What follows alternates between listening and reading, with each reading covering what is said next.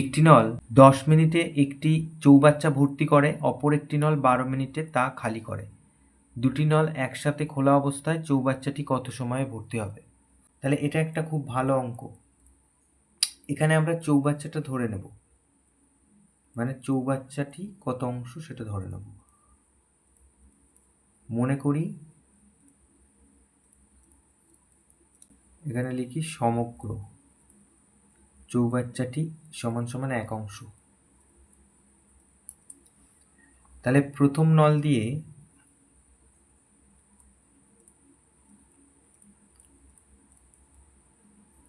দশ মিনিটে ভর্তি হয় 1 অংশ, প্রথম নল দিয়ে 1 মিনিটে ভর্তি হয় 1/10 অংশ। দ্বিতীয় নল দিয়ে 12 মিনিটে খালি হয় 1 অংশ, দ্বিতীয় নল দিয়ে 1 মিনিটে খালি হয়, তাহলে 1/12 অংশ। তাহলে 1 মিনিটে এই দুটো নল যদি খুলে দেই তাহলে 1 মিনিটে এটা ভর্তি হচ্ছে আর এটা খালি হচ্ছে। তাহলে 1 মিনিটে জল থাকছে কতটুকু? তাহলে দুটি নল একত্রে খোলা অবস্থায়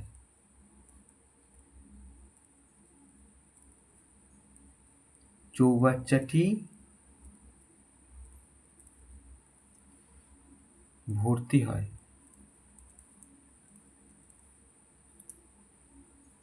এটা অবশ্যই 1 মিনিটে, সমান সমান এই যে 1/10, তার থেকে আমরা 1/12 বাদ দেবো। এই 1/10 অংশ জল ভর্তি হলো আর 1/12 অংশ বেরিয়ে গেল। এটা বড়, তাই জন্য এটা আগে বসলো আর এটা ছোট, এত অংশ। তাহলে এই দুটোর লসাগু কত? 10 আর 12, 2 5 দুগুণে 10, 6 5 6 30, 30 দুগুণে 60, তাহলে 60 হচ্ছে লসাগু।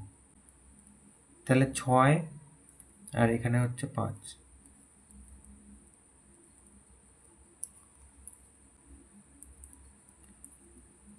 তাহলে 1/60 অংশ। তাহলে এই 1 মিনিটে দুটো নল খোলা অবস্থায় 1/60 অংশ ভর্তি হচ্ছে। তাহলে এটা আমরা উল্টে লিখি। তাহলে এবার লিখব দুটি নল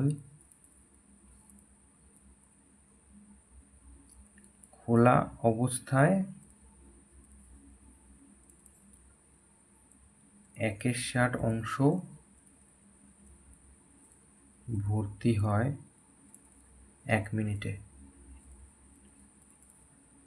তাহলে দুটি নল খোলা অবস্থায় 1 অংশ ভর্তি হয়, তাহলে 1/1/60 এত মিনিটে, তার মানে 1 গুণ 60/1 মিনিট, তার মানে সমান সমান 60 মিনিট বা 1 ঘন্টায়। তাহলে আমরা উত্তর পেয়ে গেলাম। তাহলে অতএব 1 ঘন্টা বা 60 মিনিট